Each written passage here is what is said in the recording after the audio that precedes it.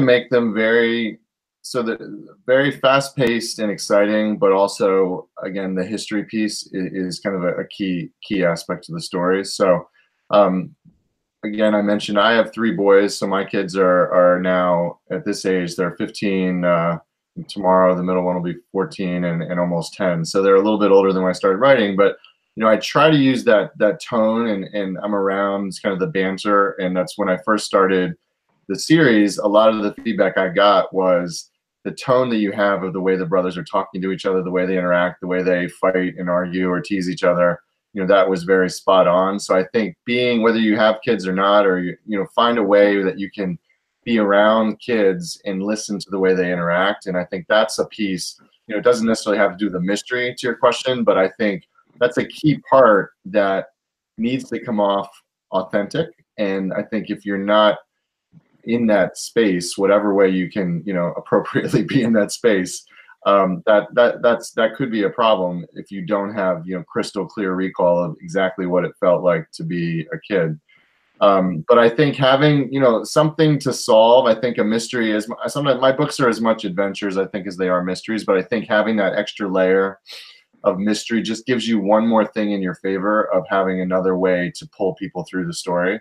So not only are they exciting and they're kind of little quasi thrillers in a way, some books, but also something needs to be solved, and it's just another thing to keep moving along. So I think making the kids authentic, having them interact, and playing up the characters. The first book I did, Summer of the Woods, has 2 brothers, and again, I wrote it for my kids. And then a lot of girls read the book and they said, "We love the book, but how come other than the mom, there's no girls in the story?" And I kind of was like, "Oh no, there's no girls in the story." So in the second book, I introduced a 3rd character. Her name's Caitlin, and she's one of the brothers' classmates. So again, developing the character. She's super smart, and she's a really big part of the team of solving mysteries and finding ways to play off of them. And the more, that's the other benefit, I think, of a series. The more you go into the series, the more you start to understand your characters are kind of like people that and okay, Sam, the younger brother, would act this way, and the other brother is kind of a little bit more adventurous, but a little bit goofy and makes jokes, and Caitlin kind of puts up with them and helps figure out some of the technical pieces. So there's, you can do that whatever way you have your characters, but I think making it sound something that kids can relate to and keeping it fast paced, I'll go back to that's been important for my books. I want to definitely talk about pacing, but real quick, do you have like a series Bible or a listing someplace where you keep track of what the characters have done and what their backstory is and all that kind of stuff, or is it all up here?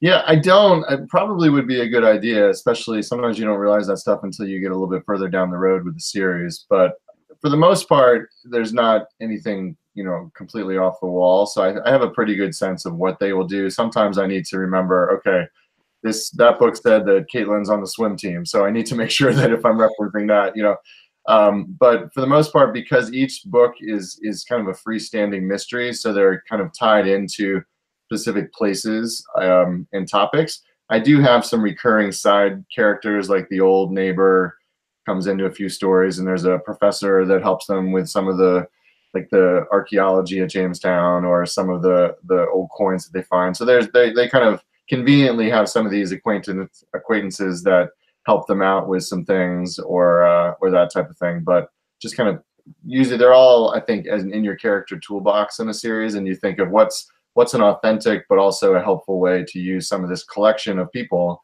that are now in your series that you can call on to best represent and best tell the story that you want to tell. But I should probably write something down. That would be helpful. Well, it seems like you're doing it just fine the way you're doing it.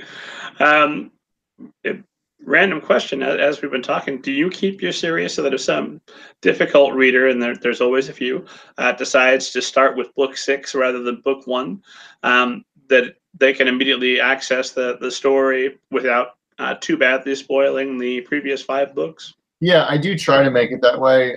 I will have, especially as the series gotten longer, there are little parts where they say, "Oh, remember when we did that thing over at the other mystery and that guy helped us?"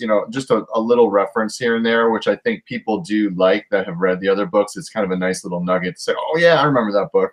But then if someone's reading it for new, it's still not too jarring and it won't throw them off. And I think it says on the front cover of the book, like the Jamestown book is book 6. but I also try in the description on Amazon on the book pages to say, these can be read as freestanding stories. So it's kind of walking a fine line, but they're definitely not continuations like a fantasy series where if you didn't read the first one, you'd have no idea why, some crazy thing is happening. They're pretty episodic in terms of kind of like the Hardy Boys or Nancy Drew types of things. They're just individual